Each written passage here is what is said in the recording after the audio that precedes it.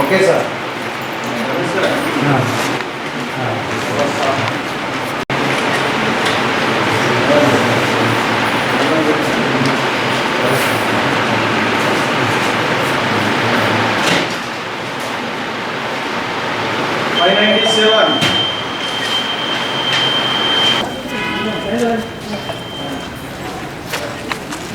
బాబాసాహెబ్ అంబేద్కర్ గారు రచించినటువంటి రాజ్యాంగం మనకు కల్పించినటువంటి హక్కు, ప్రజాస్వామ్యబద్ధంగా ప్రతి ఒక్కరికి కూడా కలిగినటువంటి హక్కు మన ఓటు హక్కు. నేను ఇప్పుడే జగిత్యాల పట్టణంలో నా ఓటు హక్కుని వినియోగించుకోవడం జరిగింది.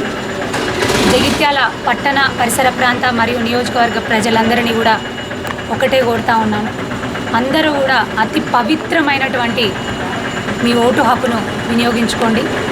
ఎందుకంటే ముందే ఎండాకాలం ఎండలు ఎక్కువగా ఉన్నాయి. అందరూ కూడా వీలైనంత తొందరగా 10:30 లోపే వచ్చి ఓటేసి వెళ్తే కూడా అందరికీ సౌలభ్యంగా ఉంటుంది.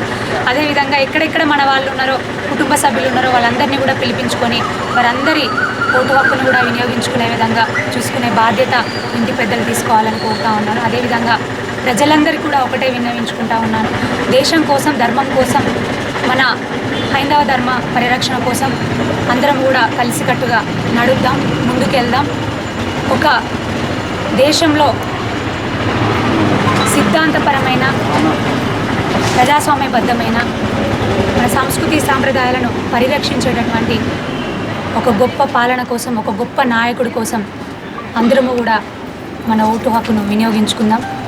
ఎందుకంటే ఇది దేశంలో జరిగేటటువంటి ఎలక్షన్, దేశానికి ఒక గొప్ప ప్రధానమంత్రిని నియమించేటటువంటి ఎలక్షన్.